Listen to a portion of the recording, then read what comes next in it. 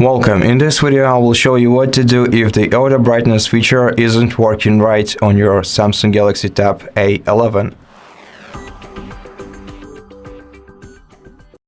First of all, simply toggle the adaptive brightness by going to Settings, swiping down the sidebar to Display section, and then trying to switch your adaptive brightness off and then on again. And if this doesn't help you, or it didn't help you, then what we have to do next is try to clean the ambient light sensors that are located near the frontal camera of the tablet.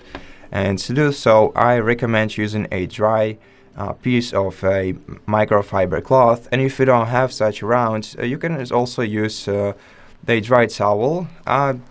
Can't really recommend the paper ones as they leave stains. So try using either the dry towel, or if you can, go with the microfiber cloth. After you wipe the screen of your tablet, hold down the power button and volume down key at the same time. Oh no, just the power button, and select restart, then confirm. Then I'm gonna have to wait until the tablet is restarted so that the sensors are now refreshed. Now let's wait.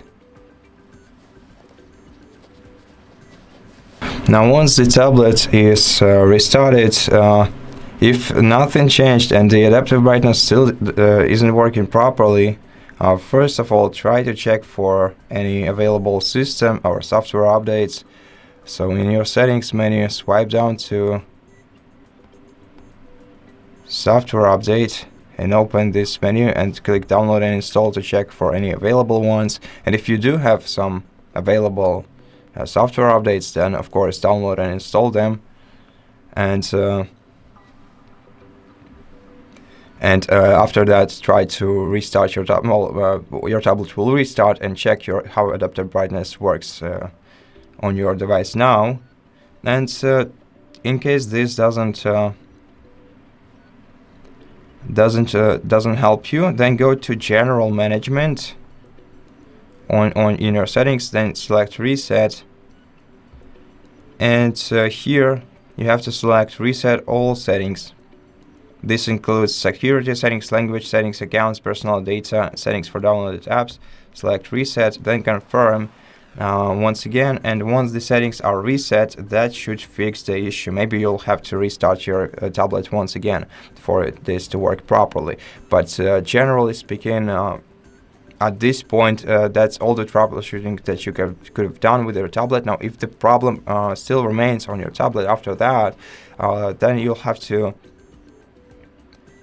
reach out to Samsung customer support service instead, and tell them about this issue and see what they can do. Probably you may have to send your tablet to them for repair because of some sensors may be not working properly, and it requires some specialist intervention. And so that's it for this video. I hope that it helped you, and if it did, please consider subscribing to our channel, leave us a like and a comment below, and I'll see you in the next one.